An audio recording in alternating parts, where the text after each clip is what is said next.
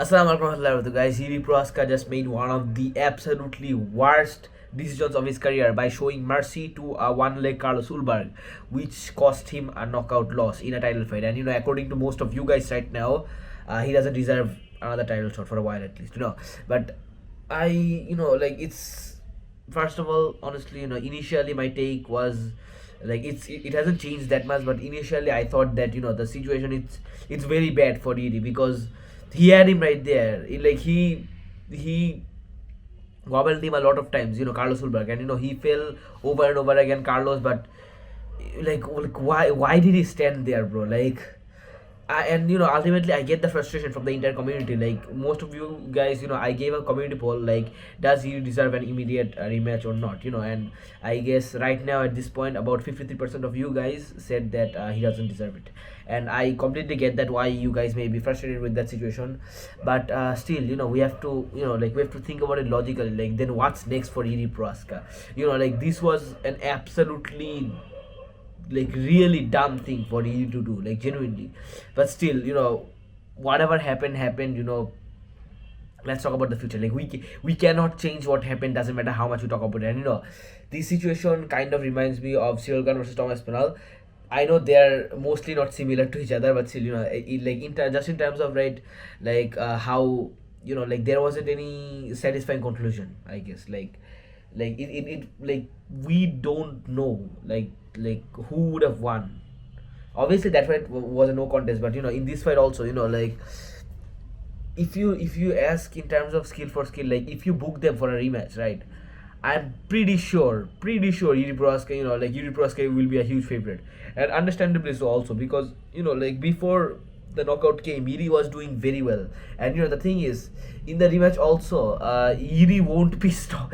Jiří won't stop throwing them leg kicks, the ones that hurt Carlos's leg, not the one that got injured, but the other one.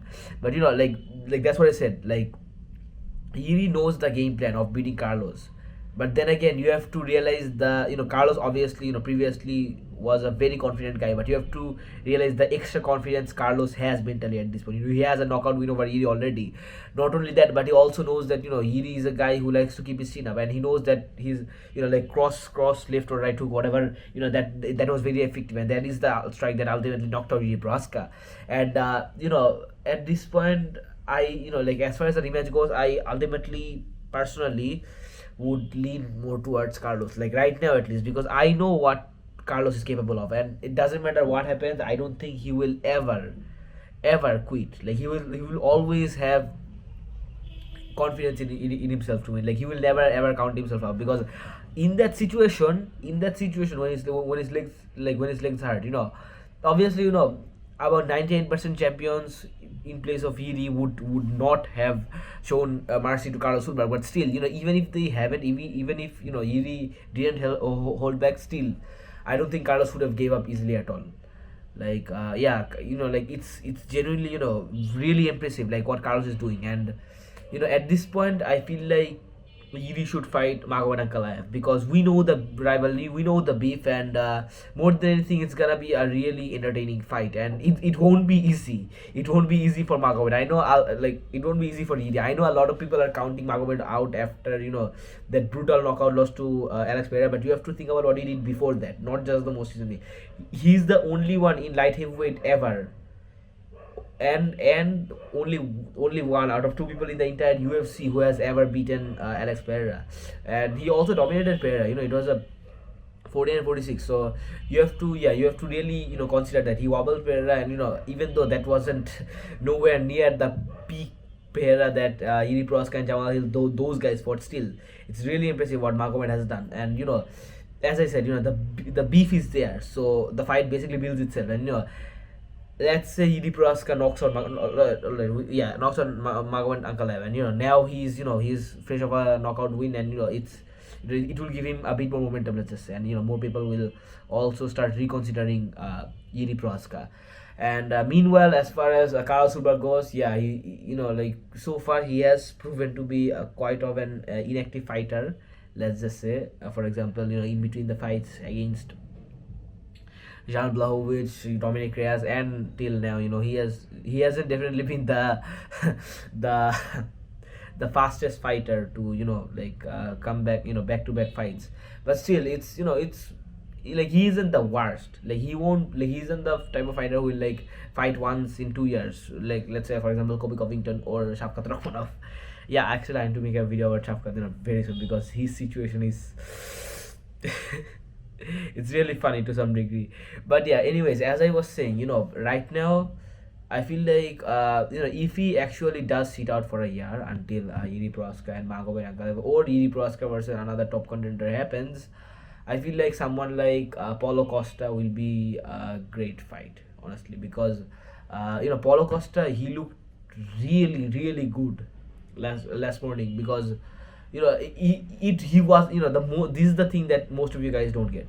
He wasn't up against a bum, bro. Azamat Marzakanov is impressive. I watched his previous fight against Alexander Rakic, and I know how tough a dude Rakic is because Magomed Ankalaev couldn't knock him out, and Azamat did that in a round with only a jab, and yeah, I get it. It was a much more washed version of Rakic, but still, it was impressive, and you have to, give him up. You have to give him his flowers, Paulo Costa, and he looks really good. So I feel like that fight, and also they both won their last fights both by knockout in the same card. So it also builds itself really well, and even though I feel like Carlos Ulberg will definitely beat Paulo Costa, I would love to see how to, because Paulo Costa, he doesn't look unbeatable, but he looks very hard to beat. Like his type of pressure fighting, and like the defensive work that he does, Paulo Costa, it's really impressive. Like we have to consider that whenever we are discussing any of his previous fights. And Carlos Ulberg, more than anything, he has always been wanting Alex Pereira, and he wants Pereira to move down to light heavyweight, and right now I feel like as far as that fight actually goes, Carlos Ulberg versus Alex Pereira, obviously before that happens, Carlos needs at least one defense, like I guess two defense, because Pereira, if he wins against Cyril Gane, he will definitely fight Thomas Farrell, and if he loses, I don't even know what happens. So I won't think that far, guys. I'm not that hypothetical. I am hypothetical, but not to that degree. But yeah, anyways, as I was saying, actually whatever I said right now about being hypothetical, yeah, I'll definitely discuss it someday, but forget it. Anyways, right now, as I was saying, so if Alex Pereira decides to move down to light heavyweight, that will also be an interesting fight. And let's say like Carlos is dominating until then, then that'll be extra interesting. But all of this is I'm saying, like considering the weight that Alex Pereira makes for UFC, for UFC 2, yeah, Freedom 250, right? Because I expect him to be a very light Alex Pereira, like around 230 around 230 to 35 pounds, and not more than that, because yeah, he's a big dude, but he's not a bulky dude, not like Aspinall or Gane. Anyways, that's what's going on, guys. I'm sweating as hell. You guys make sure what you guys think, and inshallah I'll see you guys next time. Assalamu alaikum warahmatullahi wabarakatuh.